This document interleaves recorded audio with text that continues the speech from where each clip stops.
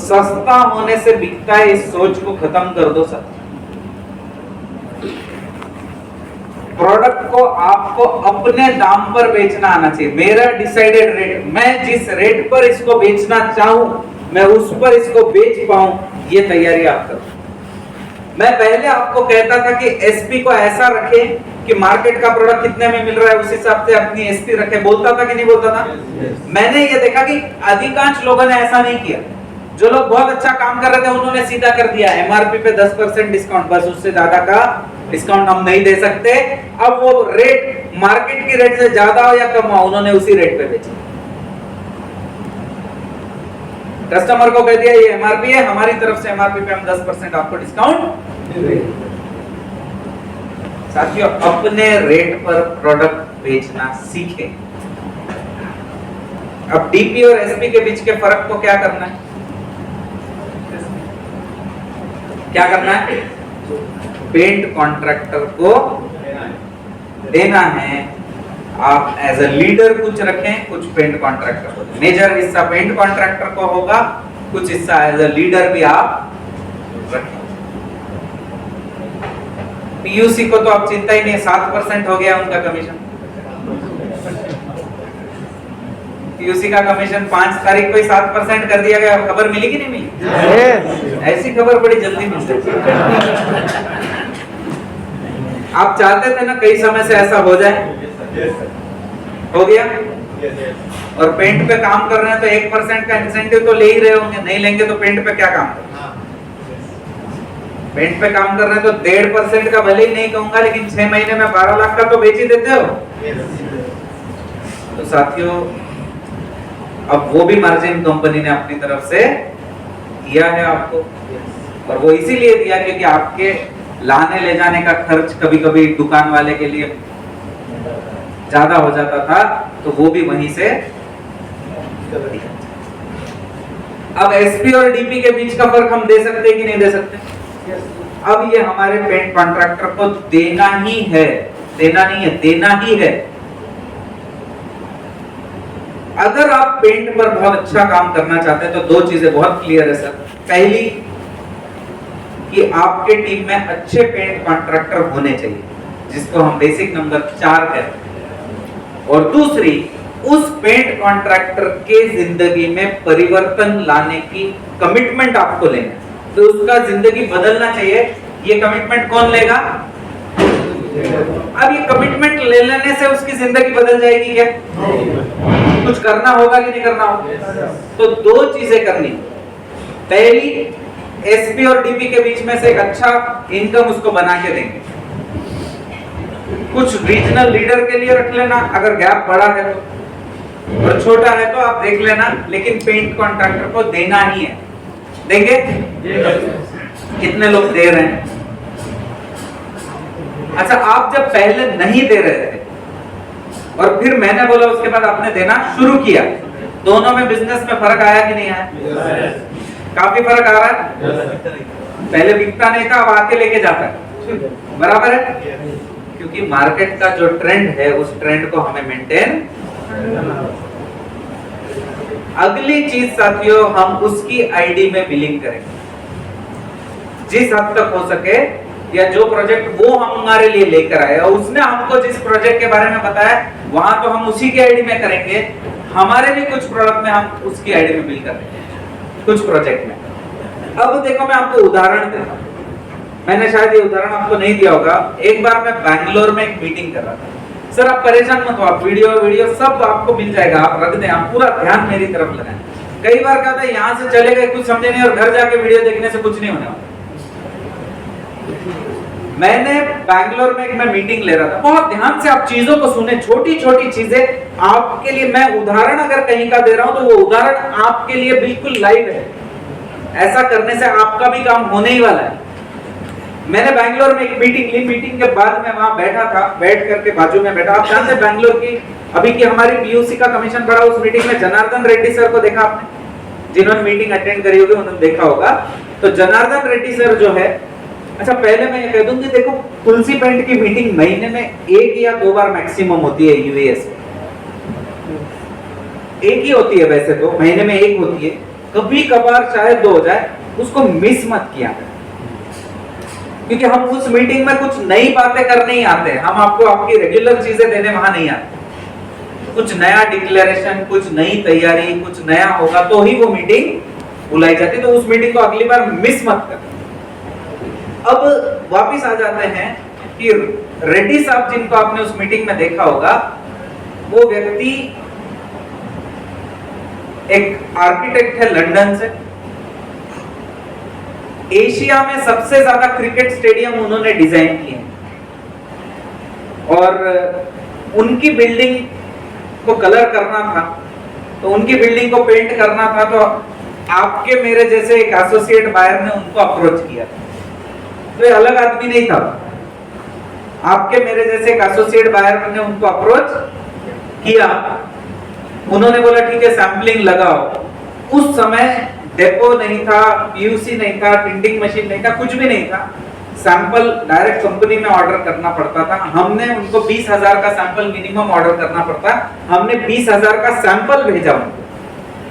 Sample कितने का भेजा? उन्होंने एक ब्लॉक में लगाया और फोन आया कि सर हमारा सैंपल फेल हो गया। क्या आया? अब देखिए साथियों कि कैसा होता है, फेल हो गया तो उन्होंने हेल्पलाइन पे फोन किया। उस समय शर्मा जी नांदेड़ रहते थे और ऑफिस में रहते थे, तो फेल हो गया। एक बार फोन किया, 2 बार फोन किया, शर्मा जी ने बोला यार छोड़ो, खत्म करो, ऐसा वैसा। एक दिन मैं केबिन में था तो सर मेरे पास मोबाइल लेके आके सर एक बार इनको प्लीज बात करो, ये बहुत फोन कर रहा है।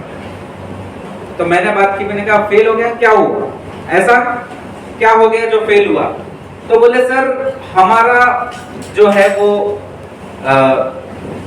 सर कोई भी ऐसी चीज ना करें जो दूसरों को डिस्टर्ब करे, किसी को जाना है पीछे से जाए। तो बोले फेल हो गया तो क्या हुआ? बोले सर हमारा कवरेज कम आया। क्या बोले? हमारा कवरेज। मैंने कहा देखो ज्यादा आता है ऐसा हमारे लोग कहते हैं, कंपनी ये कहती है कि बराबर आता है, लेकिन कम नहीं आ सकता। ज्यादा आएगा नहीं आएगा ये अलग बात है, लेकिन कम तो नहीं आ सकता, ये मैंने उनसे जवाब दिया। तो बोले सर फिर हमारा क्यों कम आया? मैंने कहा आपका पेंट कॉन्ट्रैक्टर कुछ तो गड़बड़ हो गया, आपका पेंट कॉन्ट्रैक्टर में कोई तो भी गड़बड़।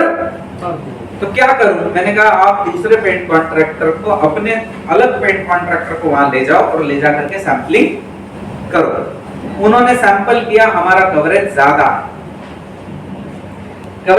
आया। तो पहली ऑर्डर जो रेड्डी साहब की थी वो थी एशियन का या और भी मार्केट के किसी कंपनी का। उन्होंने कोटेशन लिया था 8,10,000 के लगभग वो कोटेशन था, और हमारा कोटेशन उस समय बना था 5,20,000। उन्होंने पहली बिल्डिंग के लिए अपना प्रोडक्ट लिया, फिर उनको किसी ने कहा कि सर ये बिजनेस अच्छा है, तो उन्होंने 5 लाख का तो आपकी बिल्डिंग पे ही लग रहा है, तो आप आउटलेट ही ले लो। तो उन्होंने 1800 स्क्वायर फीट में बैंगलोर में एक वंडरवर्ल्ड खोला पेंट का। फिर उन्होंने बड़े बड़े प्रोजेक्ट्स को अप्रोच करना शुरू किया, तो वहां 100 बकेट लग रही थी, 200 बकेट लगने लग गई। तो बोले सर ये मैं डेपो के भरोसे पे नहीं कर पाऊंगा, मुझे अपना डेपो दे दो। मेरे पास हमेशा 100-200 का स्टॉक होना चाहिए। तो उन्होंने एक डेपो ले लिया और डेपो लेकर के काम को शुरू किया। अब वहां मैंने एक बार मीटिंग ली, मीटिंग के बाद में बाजू में जाकर के बैठा, तो रेड्डी साहब एक पेंट कॉन्ट्रैक्टर से बात कर रहे थे, और वो कॉन्ट्रैक्टर एक ही बात बोल रहा था, मैं एशियन के अलावा किसी के माल को हाथ नहीं लगाऊंगा। आपने भी ये सुना है? कई बार सुना है। तो वो मेरे सामने भी यही सिलसिला चल रहा था कि सर मैं एशियन पेंट के अलावा किसी और के प्रोडक्ट पर काम नहीं करूंगा। तो मैं बाजू में बैठ के सुन रहा था, मैं सोच रहा था ठीक है अभी इसका जीवन में परिवर्तन आने का समय नहीं आया, ये शायद ऐसा ही रहना चाहता है। मैं ऐसा बैठ करके सोच रहा था। थोड़ी देर बातचीत हुई और वो चला गया। 6 महीने बाद वापस एक बार मेरी बैंगलोर में मीटिंग हो रही थी और वही पेंट कॉन्ट्रैक्टर अपनी दुकान से 2 लाख का पेंट लेके जा रहा था। मुझे तो याद आ गया, तो मैंने रेड्डी साहब से पूछा कि सर ये कैसे हुआ, ऐसा कैसे हो गया? जो आदमी कभी हाथ भी नहीं लगाऊंगा बोल रहा था, वो 2 लाख का पेंट लेके जा रहा है। तो रेड्डी साहब ने बोला सर बहुत सिंपल है। क्या बोला? सिंपल है। मैंने कहा जरा बताओ, मैं भी सबको बताऊं। तो बोले सर ये बता रहा था कि मैं किसी और के प्रोडक्ट को हाथ नहीं लगाऊंगा। जिस दिन यहाँ से गया, मैंने एक क्लब है, वो क्लब पर जाके बात करी और वो प्रोजेक्ट मैंने फाइनल कर दिया। फाइनल करके वो 40 रूम का क्लब था, हमने इसको फोन किया, अरे सुनो एक प्रोजेक्ट है, काम करोगे क्या? तो काम किसको नहीं चाहिए? सबको चाहिए। तो बोले काम तो मैं करूंगा। बोले लेकिन एक प्रॉब्लम है, प्रोडक्ट हमारा ही लगेगा, दूसरे का प्रोडक्ट नहीं चलेगा। करेगा क्या? बोले ठीक है कर लूंगा। तो उसने काम शुरू किया। इन्होंने क्या किया, सारा बिल उसकी आईडी में मारा। उसके पास से डॉक्यूमेंट ले लिए थे और सारा बिल उसकी आईडी में मारा। अब डाउनलाइन की आईडी में मारने से अपलाइन का नुकसान होता है क्या? फायदा थोड़ा कम हो सकता है लेकिन नुकसान तो नहीं होगा। तो उसकी आईडी में बिल बना दिया। वो प्रोजेक्ट खत्म होने से पहले फिर फोन किया, अरे सुन एक प्रोजेक्ट है, करेगा क्या? उसके पास 40 आदमी थे, महीने का 10 लाख का पेंट लगता है उसमें। बोले एक और प्रोजेक्ट है, करेगा क्या? काम तो सबको चाहिए। उसने बोला क्यों नहीं करूंगा, करूंगा। बोले लेकिन प्रोडक्ट तो हमारा ही लगेगा। दूसरा प्रोजेक्ट का भी बिल उसकी आईडी है। अब तीसरे प्रोजेक्ट से पहले तो पहले प्रोजेक्ट का पैसा बैंक अकाउंट में आ गया उसकी। अब उस दिन उसका इतना ही बोलना रह गया था कि मैं सिर्फ तुलसी पेंट के प्रोडक्ट को हाथ लगाता हूं, दूसरे प्रोडक्ट को हाथ नहीं लगाता। साथियों, पेंट कॉन्ट्रैक्टर आपके लिए काम करेंगे, लेकिन पहले आपको उनके लिए काम करना। यस। कई सारे साथी ये सोचते हैं कि पेंट कॉन्ट्रैक्टर बहुत सारे मेरे साथ जुड़ गए तो अब मेरा काम बहुत बड़ा हो जाएगा, कल से मुझे कोई टेंशन नहीं, ये लोग काम कर देंगे। मैं आपको कहता हूं आपका कुछ नहीं होने वाला। पहले आपको उनके लिए काम करना होगा, फिर देखना धीरे धीरे वो आपको नए प्रोजेक्ट लाके भी देंगे, नए प्रोजेक्ट बताएंगे भी और बिजनेस। कितने लोगों ने इस चीज को अनुभव किया? शुरुआत में हमने शायद उनके भरोसे छोड़ दिया था, भाई इसकी ज्वाइनिंग डाल दी, इसको समझा दिया तो कल से देखने का काम। लेकिन वैसा करने से कभी बिजनेस। तो साथियों, मैंने आपको चौथा और पांचवा बेसिक भी बातचीत करते करते बताया कि पेंट कॉन्ट्रैक्टर हमारे साथ होना चाहिए और हमें उसके जीवन में परिवर्तन लाना है, जो लाने के लिए हम डीपी और एसपी का फर्क भी उसको देंगे और हम उसकी आईडी में बिलिंग करेंगे। साथियों, आप उसके जिंदगी में चेंज लाने का डिसीजन लो, वो आपके आने वाली 7 पीढ़ियों में फर्क लाए।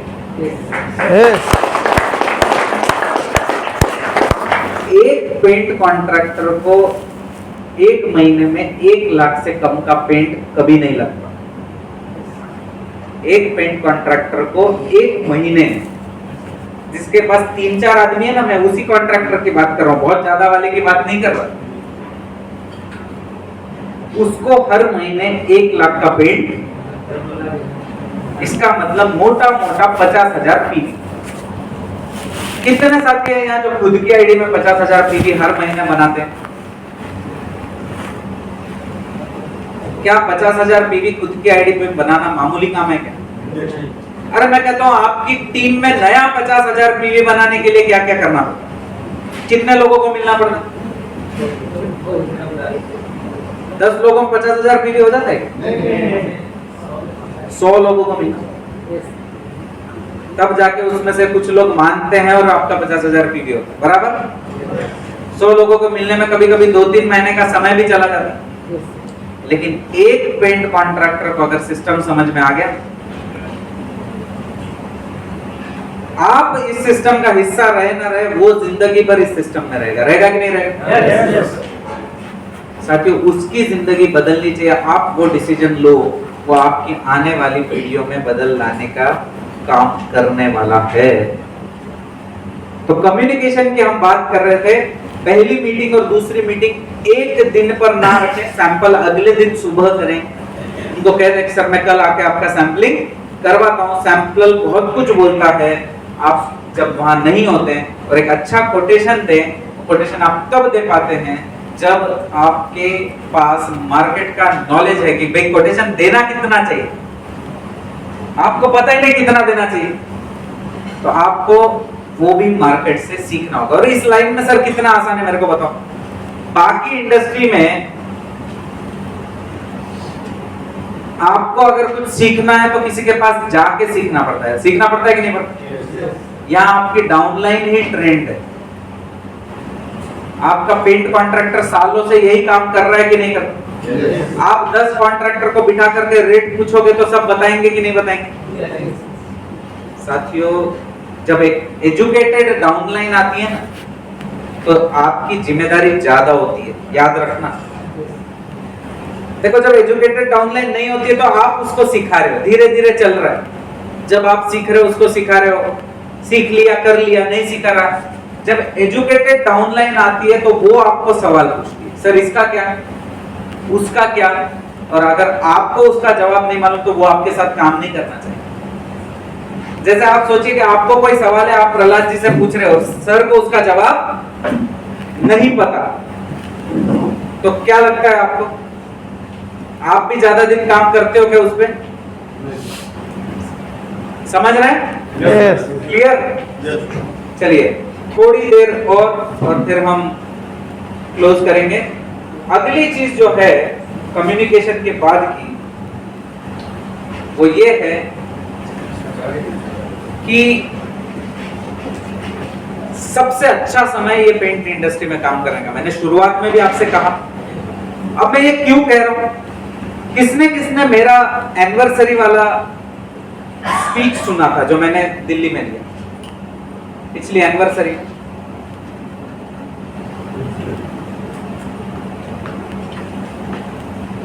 मैंने उसमें भी कहा था कि बहुत सारी जानी मानी कंपनियां पेंट इंडस्ट्री में आ रही है कि नहीं आ रही? जिंदाल स्टील ग्रुप आ रहा है, आदित्य बिरला ग्रुप आ रहा है। तो ये जो जानी मानी कंपनियां हैं, ये क्यों आ रही होगी पेंट लाइन? क्या जरूरत है? इसका मतलब यहाँ कोई ग्रोथ हो रही हो, कुछ बड़ा होने को है। साथियों, 2025 में इंडिया दुनिया में तीसरे नंबर पर होगा कंस्ट्रक्शन। और आने वाले 10 साल हमारे लिए सबसे अच्छा समय होने वाला है। ये सबसे अच्छा समय है पेंट लाइन में अपने आप को ट्रेन करने। हो सकता है आपको 1 साल सीखने में लग जाए, हो सकता है आपको 2 साल भी लग जाए, लेकिन अभी जो आप समझ जाओगे, आने वाले 5 साल में ये आपका सब कुछ बदल देगा।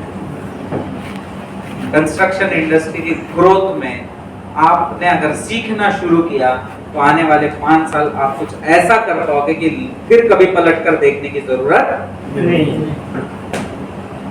और हमारे देश में तो बहुत आसान है। आदमी 2 ही समय पर सबसे ज्यादा खर्च करता है, एक शादी में और एक घर पर।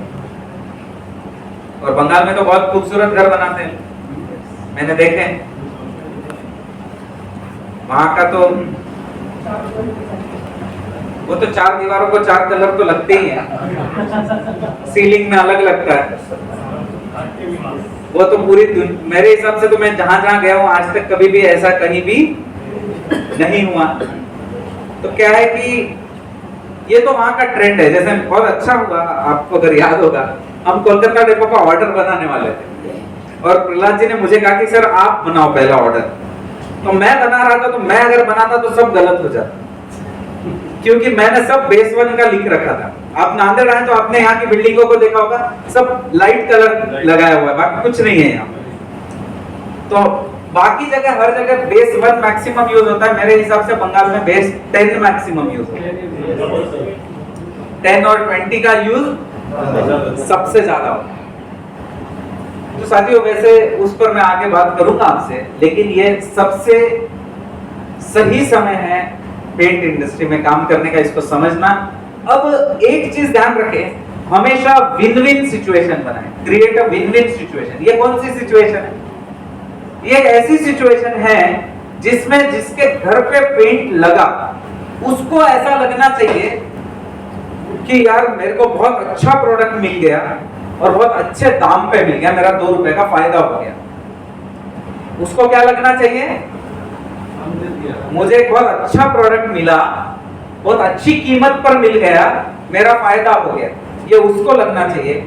और हमें ये लगना चाहिए कि मैंने एसपी से भी 200 रुपए ज्यादा में बेच दिया, मेरा पेंटर भी खुश हो गया और मेरा काम बढ़िया हो गया, ये हमको लगना चाहिए। इसको बोलते हैं विन विन सिचुएशन। समझ रहे हैं आप? विन विन सिचुएशन वो सिचुएशन है जिसमें आपको लग रहा है आपका फायदा हुआ और जिसके घर में लगा उस कस्टमर को लग रहा है उसका फायदा हुआ। जब जब आप ऐसी परिस्थितियां बनाएंगे तब तब आपका बिजनेस ग्रो करेगा। देखिए, अगर आपको लग रहा है आपने फायदा किया लेकिन आपके कस्टमर को लग रहा है उसका नुकसान हुआ, तो क्या काम बड़ा हो सकता है? अगर आपके कस्टमर को लग रहा है उसका फायदा हो गया लेकिन आपको लग रहा है आपका नुकसान हुआ, तो क्या बड़ा काम हो सकता है? सिचुएशन को विन विन, जीतने जीतने की सिचुएशन बनाना सीखे।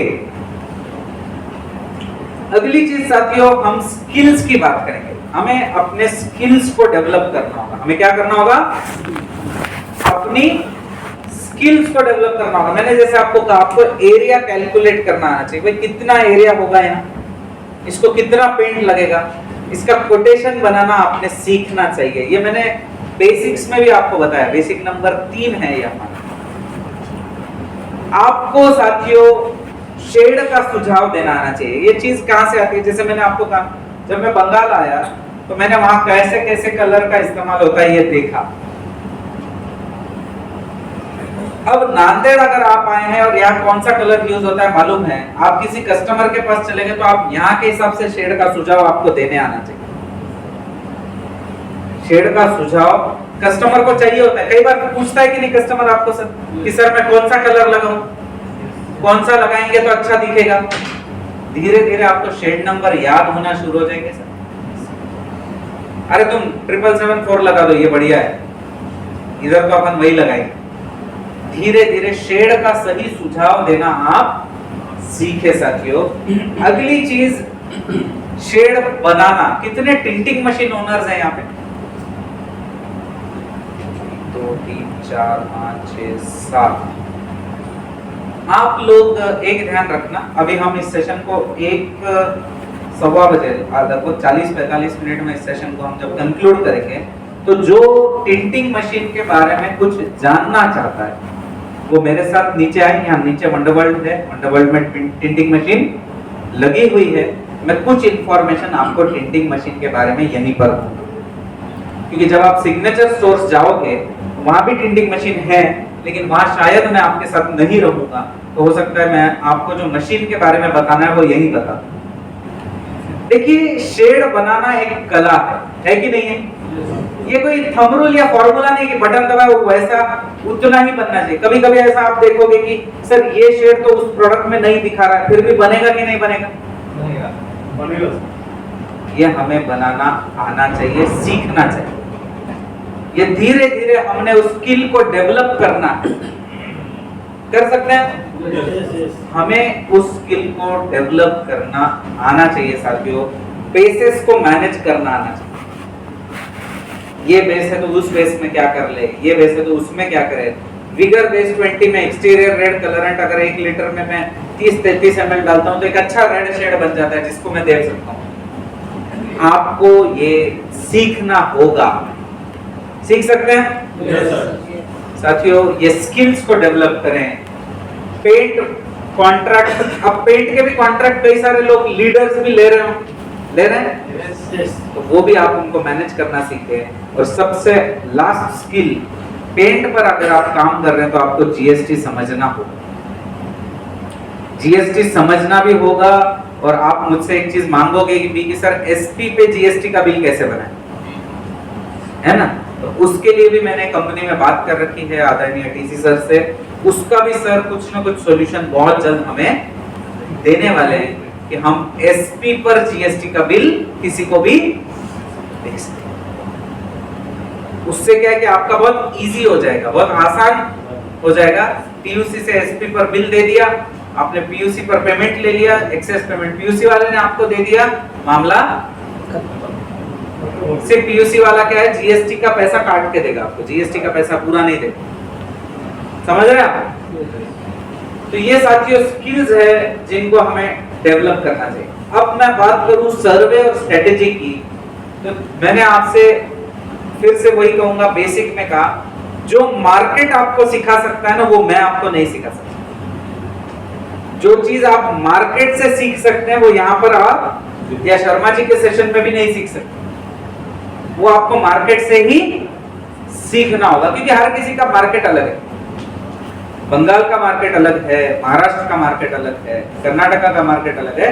तो मार्केट आपको जो सिखा सकता है वो हम नहीं सिखा सकते।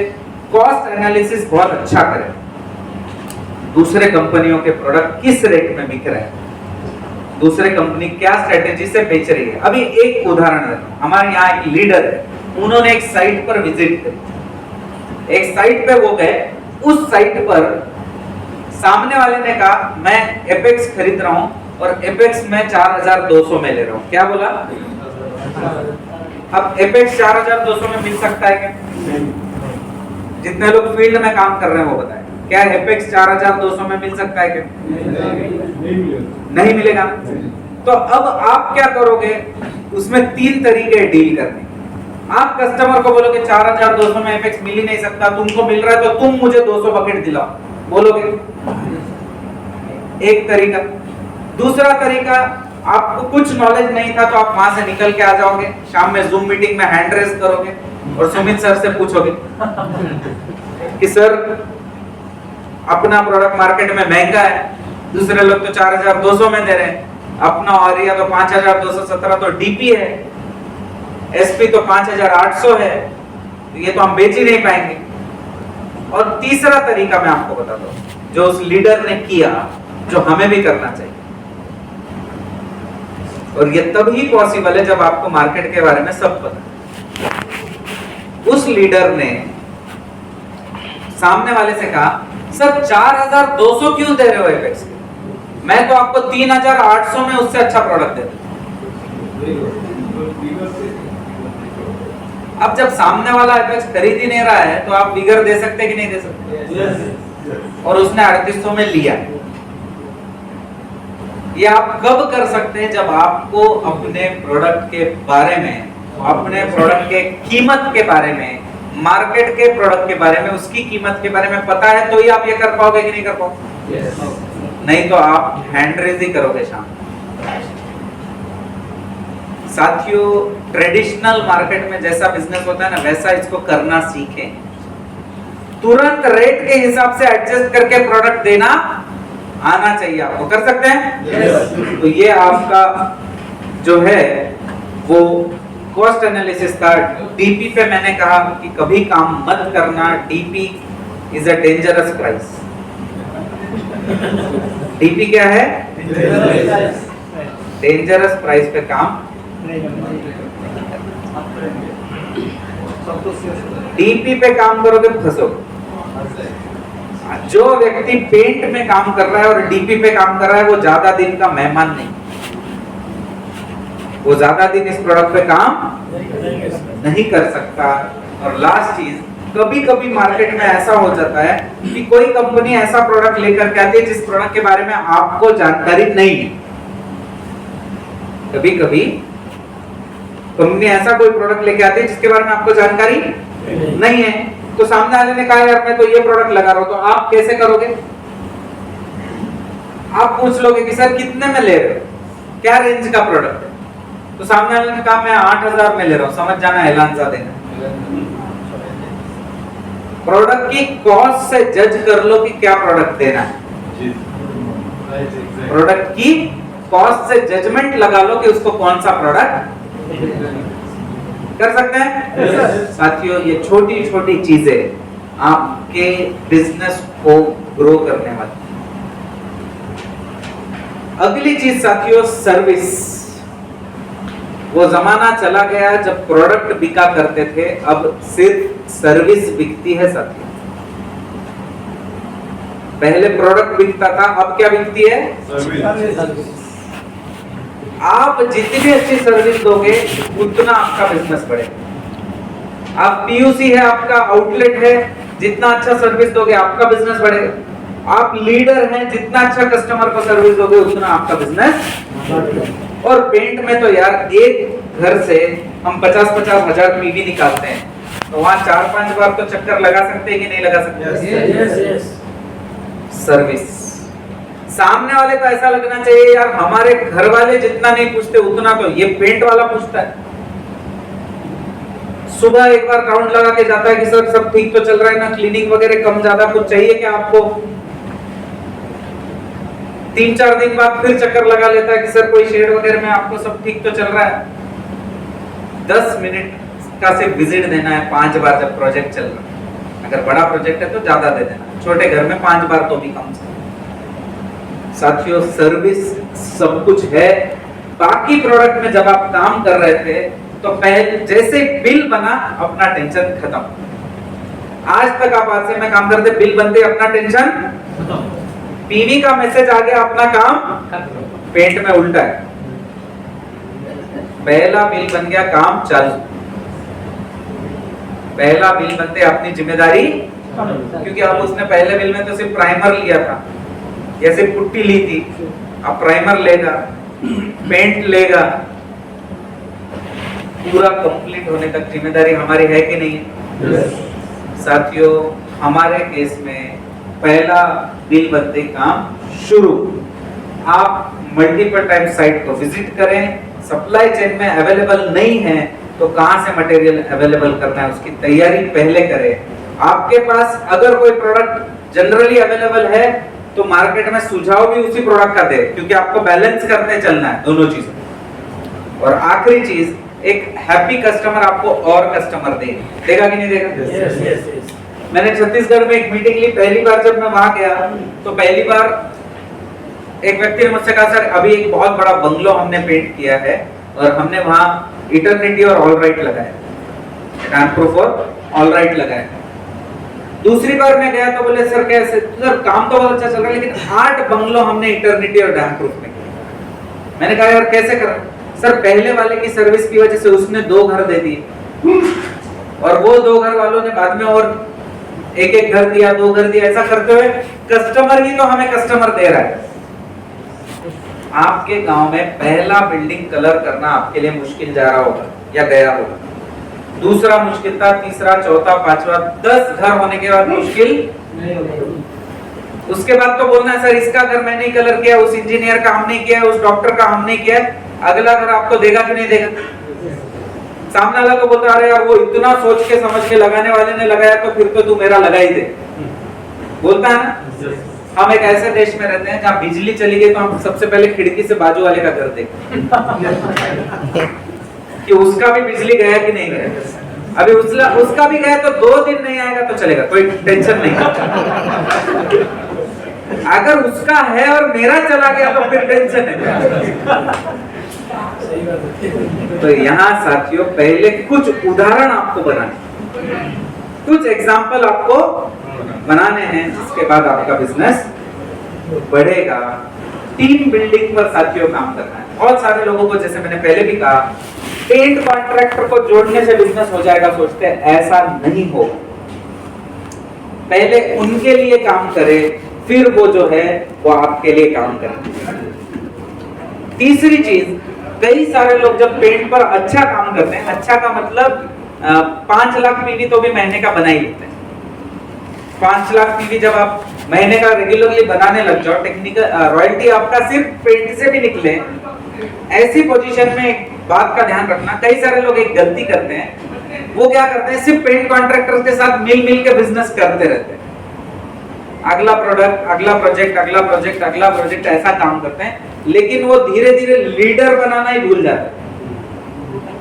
धीरे धीरे क्योंकि इनकम आने लग जाती है, बिजनेस चलने लग जाता है, तो उनको लगता है यही प्रोसेस अच्छा है। लेकिन मैं आपसे कहूंगा आप इस चीज के लिए इस बिजनेस में नहीं आए थे, आप तो टीम बिल्ड करने के लिए आए थे। वो आपके लिए बिजनेस करेगी, वो और टीम बिल्ड करेगी, आपका बिजनेस अलग अलग स्टेट में जाएगा, वहां से बिजनेस आएगा, आएगा कि नहीं आएगा? तो साथियों वो करना ना भूले, बीच बीच में अच्छे लीडर्स बनाए और उनको पेंट कॉन्ट्रैक्टर के साथ वर्किंग करवाओ। अच्छे लीडर्स भी समय से बनाना जरूरी है। वैसे 10 में से 1 या 2 पेंट कॉन्ट्रैक्टर खुद ही लीडर बन जाते हैं, धीरे धीरे काम करते करते वो भी लीडर्स बनेंगे, लेकिन सब नहीं बन पाते। और एक समय ऐसा आ जाता है जब आप बहुत अच्छा काम करने लगते हो तो एक दिन में 10-10 पेंट कॉन्ट्रैक्टर आपको फोन करके बोलते हैं, सर मेरे साइट पे सैंपलिंग के लिए जाना है, आप कहां जा पाओगे? आपको और लीडर्स लगेंगे। तो ये कभी मत भूलना, साथ साथ में लीडरशिप को भी डेवलप करें। लीडर्स के साथ स्टोर ओनर्स, जितने दुकान के ओनर्स हैं, आपने भी दुकान सिर्फ दुकान चलाने के लिए नहीं ली, दुकान तो आपका जरिया है। हम यहाँ एक्चुअली बिजनेस पैसिव इनकम का नेटवर्क बनाने आए कि नहीं आए? हम एक्चुअल उस चीज के लिए आए। दुकान तो सपोर्ट सिस्टम है, दुकान की वजह से आपका काम रुकता नहीं है, स्पीड में चलता है, लेकिन दुकान आपको एडिशनल इनकम दे देती है। लेकिन आपका फोकस फील्ड पर होना चाहिए, आपका फोकस आपके नेटवर्क पर होना चाहिए, आपके बिजनेस पर होना चाहिए। और ये आज के सेशन के बेसिक चीजें थी। मैं कुछ और चीज लूंगा क्योंकि समय आज मेरे पास और लगभग आधे घंटे का, 1-1.15 बजे तक आपको भले भूख लगी होगी, नहीं पीछे से भले कुछ लोगों को खुशबू भी आ रही होगी। तो साथियों ये छोटी छोटी चीजें मैंने इस सेशन में आपको बताई। मैं कुछ और चीजें इस सेशन में आपको बताने वाला हूं क्योंकि मैंने बेसिक्स को इस सेशन में कवर कर लिया, लेकिन कार्डिनल्स रहे। तो कार्डिनल्स को मैं 7 कार्डिनल्स पर वर्किंग करूंगा। कार्डिनल्स वाला प्रेजेंटेशन चलो जी सर।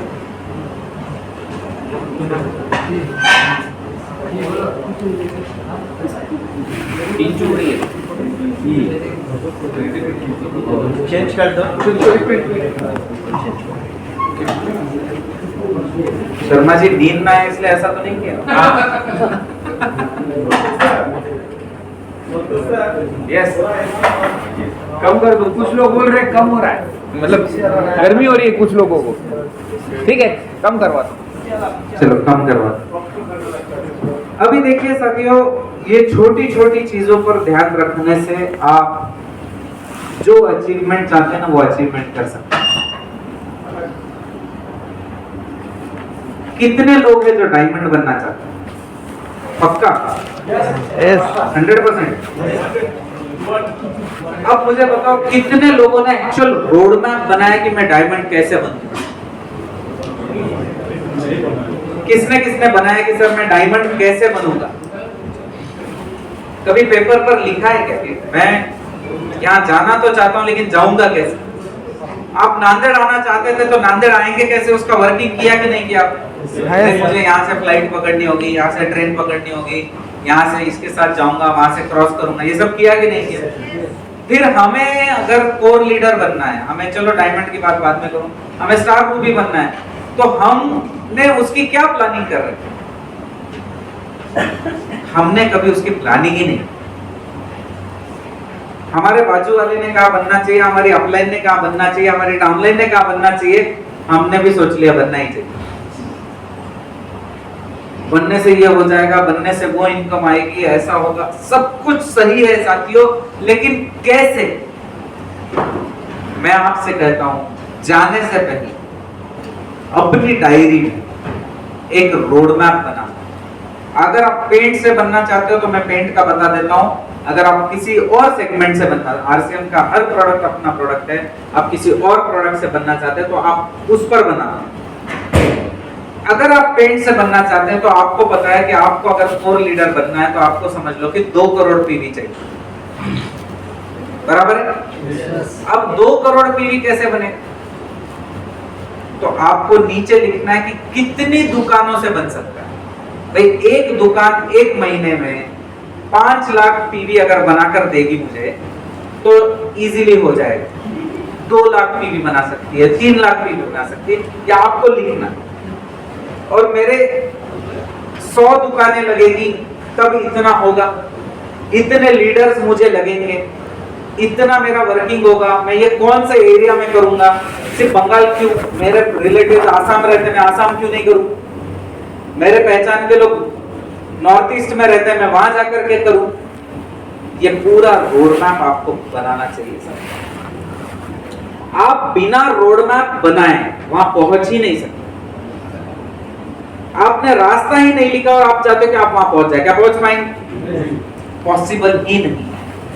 अगर आप वो करना चाहते हैं साथियों, तो अपना रोड मैप बनाएं और बहुत क्लियर रोड मैप बनाएं कि ये ऐसे होगा, इतना करना होगा, इस साल में इसमें से इतना पोर्शन करना शुरू कर दूंगा। तब तक हम नहीं कर पाएंगे साथियों, समझ रहे हैं आप? अब हमने 7 बेसिक्स को तो कवर कर लिया, लेकिन अब बारी है 7 कार्डिनल्स की। 7 बेसिक्स का तो मैं आपको एक बार रिवाइज भी करवा देता हूं।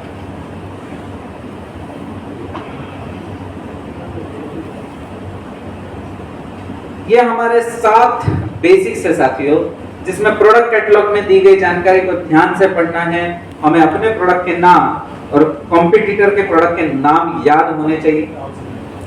हमें अपने प्रोडक्ट के दाम याद होने चाहिए और मार्केट में दूसरे लोग किस रेट पर बेच रहे हैं वो भी हमें पता होना चाहिए।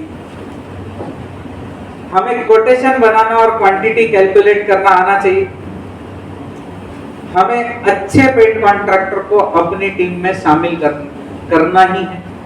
हमें उनके जीवन में परिवर्तन लाना है। हमें टूल्स, कैटलॉग और मोबाइल ऐप का सही इस्तेमाल, कब कौन से टूल को कहां यूज करना है, कब बताना है, कैसे बताना है।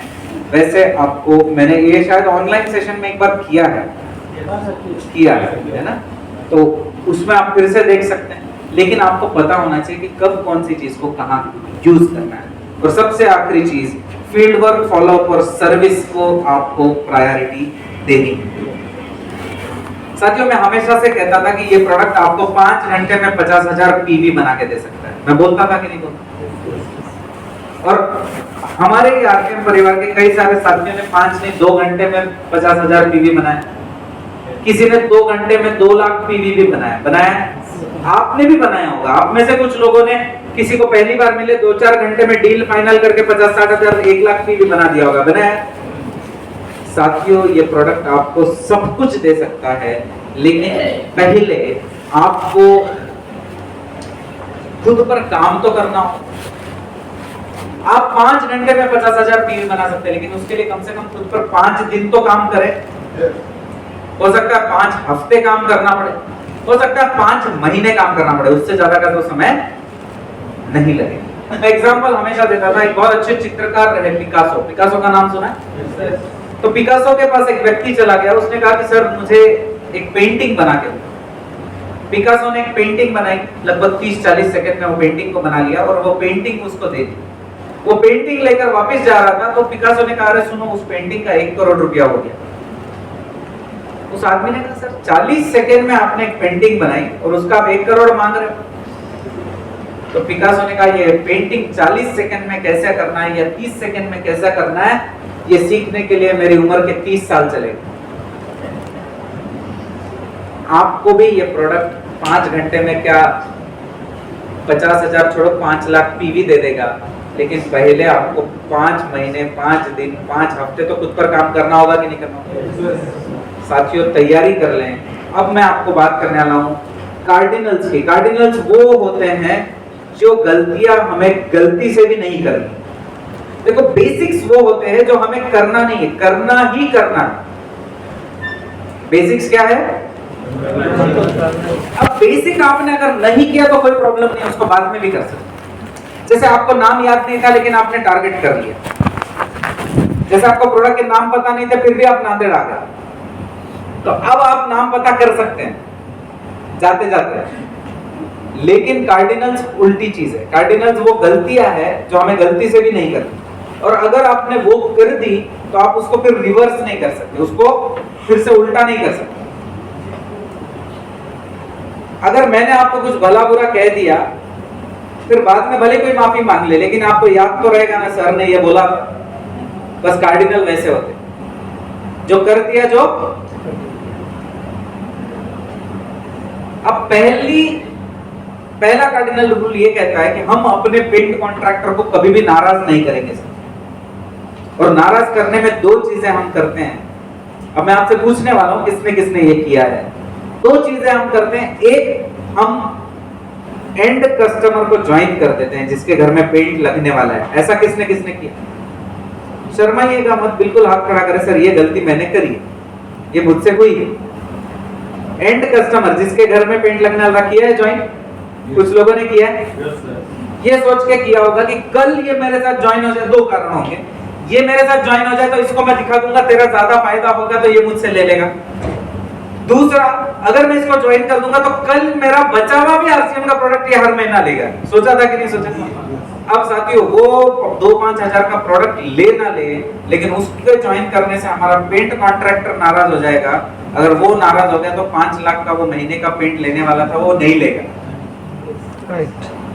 अब आप सोचिए कि आप में अगर उतनी हिम्मत है कि 4000 के लिए आप 4 लाख का रिस्क ले सकते तो ले। दूसरी चीज हम करते हैं, पेंट कॉन्ट्रैक्टर नाराज अगर हमसे होता है तो हम डीपी पर काम कर देते हैं। हमें डीपी पर कभी भी काम नहीं। सेकंड कार्डिनल रूल साथियों, दूसरा कार्डिनल रूल आपसे ये कहता है कि पेंट कॉन्ट्रैक्टर को पेंट के अलावा किसी भी प्रोडक्ट से ज्वाइन मत कर। ये गलती किसने करी कि पेंट कॉन्ट्रैक्टर को बताया, सिखाया, समझाया और उसको दूसरे प्रोडक्ट से ज्वाइन करने की कोशिश करी, वापस फोन ही नहीं उठाया उसने, वो आया ही नहीं फिर। ऐसा होता है सर। पेंट कॉन्ट्रैक्टर को सिर्फ पेंट के प्रोडक्ट से ही ज्वाइन करना है। वो भी आज नहीं ज्वाइन होगा, एक हफ्ता रुक के होगा, चलेगा, लेकिन उसको ये मत बोलना तू बचे हुए प्रोडक्ट लेके अभी के अभी ज्वाइनिंग, वो आपका फोन उठाना बंद कर देगा। और मैं तो कहता हूं ज्वाइन ही नहीं, उसको दूसरे प्रोडक्ट लेने के लिए भी हम तब कहेंगे जब उसके बैंक अकाउंट में आरसीएम से इनकम आ जाएगी, या वो हमसे नहीं पूछ लेता कि सर ये बाकी प्रोडक्ट में भी मेरा कोई फायदा होगा, तब तक हम उसको दूसरे प्रोडक्ट के बारे में नहीं बताएंगे। तीसरी चीज साथियों, पेंट कॉन्ट्रैक्टर साथी से क्या बात करनी है, इसका एक सेशन मैंने लिया था, आपने सुना है उसको? एक छोटा ए बनाता हूं मैं, फिर एक बड़ा ए बनाया गया। देखा किसने किसने उस सेशन को देखा है? देखा? जिन्होंने नहीं देखा वो ऑनलाइन उस सेशन को, फिर वो सेशन ऑनलाइन भी उपलब्ध है, आप उसको देखें कि हम पेंट कॉन्ट्रैक्टर से जब भी पहली बार कभी भी मिले तो हमने उससे क्या बात करनी, ये उस सेशन में दिया हुआ है। आप उसके अलावा कोई भी बातचीत उसके साथ मत करना। कई सारे लोग क्या करते हैं, हमारी आदत होती है जब भी किसी से मिलो पहले प्लान दिखाओ, तो हमारे पेंट कॉन्ट्रैक्टर को प्लान, उसको direct selling, MLM, network, upline, downline, crossline, किसी से कोई लेना देना नहीं। उसको हमने जितना बताया बस उतनी बातचीत करना है आपको। ये हमारा तीसरा कार्डिनल था। चौथा कार्डिनल साथियों, one on one paint contractor से मिले। कई सारे लोग सोचते हैं बड़ा मीटिंग पेंट कॉन्ट्रैक्टर का कर दूंगा तो एक साथ बहुत बड़ा रिजल्ट आ जाएगा। ऐसा नहीं होता है। सबसे best one on one discussion करो, वो सबसे अच्छा होता है। साथियों, दूसरे कंपनी के पेंट के डीलर को जनरली नहीं मिलना। दूसरे कंपनी के पेंट के डीलर्स को, पेंट विक्रेता को जनरली नहीं मिलना है, क्योंकि बहुत सारे लोग डायरेक्ट सेलिंग के प्रोडक्ट को इनडायरेक्ट सेलिंग करने की कोशिश करते हैं। उनको लगता है मैं उनसे मिलके, वो मेरा दोस्त है, नजदीक वाला है, परिचय वाला है, उसको मैं दे दूंगा तो वो बहुत ले लेगा। ऐसा नहीं होता है सर।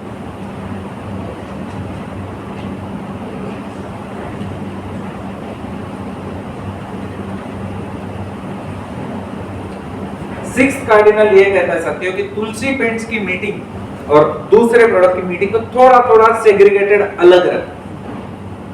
जहां पेंट कॉन्ट्रैक्टर्स है, जहां लीडर्स है, वो तो आप कॉमन कर सकते हैं क्योंकि हम सब पेंट कॉन्ट्रैक्टर्स के साथ आपकी मीटिंग है तो लंच के पहले पेंट की ले ले, लंच के बाद दूसरी ले ले, या उल्टा कर ले, लेकिन दोनों मीटिंग को एक साथ ना रखें। और साथियों, अगर आपका आउटलेट है, वंडरवर्ल्ड क्विक है, तो कोशिश करें कि पेंट का और एफएमसीजी का मटेरियल एक साथ नहीं रखा हो।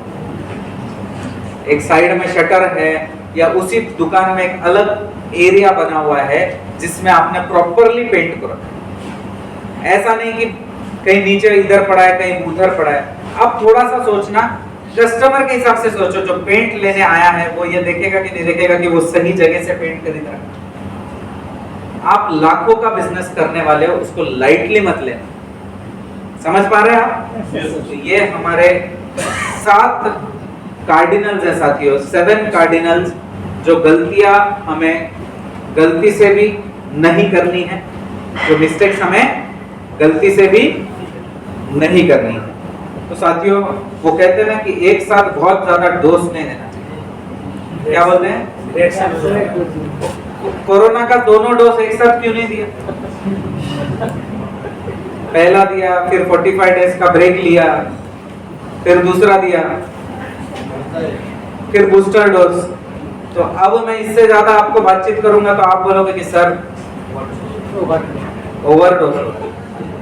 चलो आज का थोड़ा सा शेड्यूल आपको मैं बता दूं और फिर मैं जो है वो यहाँ से विदा लूंगा। आपको वो बताने से पहले इतना जरूर कह दूं साथियों, अगर आपने चीजों को नोट डाउन किया है तो उसके नीचे आप पेंट इस लाइन से क्या हासिल करना चाहते हैं ये लिख दें कि सर अगले 2 साल में मैं ये लेवल पे जाना चाहता हूं, मैं घर चाहता हूं, गाड़ी चाहता हूं, जो चाहते हो आप लिख दें। अगर आपने दिए हुए गाइडलाइंस पर काम किया ना सर, ये 14 पॉइंट का ध्यान तुम रखना, उस एक पॉइंट का ध्यान ये 14 पॉइंट खुद रख ले।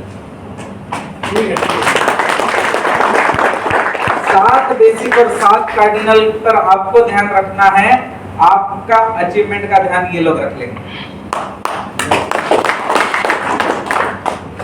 साथियों आज हम लोग अब लंच करेंगे। लंच से पहले मैं टिंटिंग मशीन ओनर्स के साथ जो 7, 8, 10 लोग हैं उतने ही लोग मेरे साथ चलें, क्योंकि वहां ज्यादा भीड़ करने की जरूरत नहीं। या एक आधा ऐसा कोई व्यक्ति होगा जो मशीन लगाने की सोच रहा है तो वो आ सकता है, उसको अगर समझना है। वो लोग 5 मिनट में बुलाओ, मैं बोलने के बाद हम लोग करेंगे। एक बार शर्मा जी क्लोज करेंगे और फिर हम लोग चलेंगे। वो हम लोग पहले टिंटिंग मशीन रिलेटेड थोड़ी सी जानकारी मैं आपको दे दूं। 1:30 बजे लंच सर शुरू करेंगे 1:30, 2:30 शार्प 2:30 बजे हम लोग नीचे मिलेंगे। 2:30 को हम लोग फैक्ट्री की तरफ बढ़ेंगे शार्प 2:30 को डीले नहीं करना है। 2:30 हम प्लांट चलेंगे। शर्मा जी आपको पहले प्लांट का ओवरव्यू करवाएंगे और वहां हम एक सेशन करेंगे जो आपका फील्ड सेशन है। वो बहुत इंपॉर्टेंट सेशन है जहां हम कुछ चीजें प्रैक्टिकल करके चीजों को देखेंगे। वो सेशन हम लोग लगभग 4 बजे खत्म कर देंगे, 4 से 4:30 के बीच में। और वहां से सिग्नेचर स्टोर्स चलेंगे। 5 बजे हम स्टोर्स पे रहेंगे। 5 o'clock स्टोर्स आप देखोगे पूरा। स्टोर्स के बाद हम गुरुद्वारा चलेंगे। कल वैसे गुरुद्वारा कितने लोग हो गए? क्योंकि आप जल्दी पहुंच गए थे, मुझे पता चला। घूमे नहीं, अच्छा लगा वहां रुकना, कंफर्ट। तो आज गुरुद्वारा आपका विजिट होगा इवनिंग में। बहुत अच्छा समय होता है शाम में, वहां बहुत अच्छा लगता है। शाम में गुरुद्वारा होने के बाद आप फिर होटल पर लौट जाओगे। लौट करके आप स्टे कर लोगे, गाला डिनर के लिए तैयार हो जाओगे। शाम में हम लोग थोड़ा अच्छा समय रहेगा। कल सुबह का सेशन लंच तक का रहेगा और फिर हम चीजों को क्लोज करेंगे। टाइम का बहुत ध्यान रखना है आपको। डीले साथियों बिल्कुल मत करना, क्योंकि डीले करोगे तो आप ही खुद देखोगे कि फिर सारी चीजों को आप एंजॉय नहीं कर पाओ। आप इतनी दूर से नांदेड़ आए हैं, मैं ये तो नहीं कहूंगा कि वापस नांदेड़ नहीं आओगे, आपको आना ही पड़ेगा। देखिए नांदेड़ आप अगर सोच रहे हैं कि एक बार जाना था, वापस जाने की जरूरत नहीं है, तो मैं आपको अभी कह देता हूं, आपको वापस आना भी पड़ेगा और वापस लाना भी पड़ेगा। आपका खुद का काम हो गया, इसका मतलब सबका काम तो नहीं होने वाला। अगली बार आप खुद 10 आदमी को लेके आओगे, बोलेगे तू चल नांदेड़। तेरे को यहाँ समझाने से अच्छा हम नांदेड़ लेके जाएंगे, वहां से 2 दिन में जो तू समझ जाएगा, यहाँ 6 महीने में हम तेरे को नहीं समझा पाएंगे। तो आते रहना है साथियों, हम पूरा यूटिलाइजेशन करेंगे। जब मैं टिंटिंग मशीन के लिए नीचे टिंटिंग मशीन ओनर्स को लेकर के मैं जा रहा हूँ, आप आपकी कोई भी चीजों का डिस्कशन शर्मा जी के साथ कर सकते हैं। ये चर्चा हम करते रहेंगे। इस सेशन के लिए इतना ही। धन्यवाद आप सभी को। जय हर सिंह साथियों।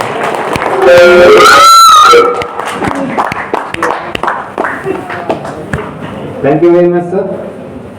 और मुझे लगता है कि आज का जो सेशन रहा है आपने कभी सुना नहीं था, देखा नहीं था, और इतने शानदार सेशन के लिए मैं एक बार हम सब की तरफ से सुनील सर को थैंक यू बोलना चाहता हूँ।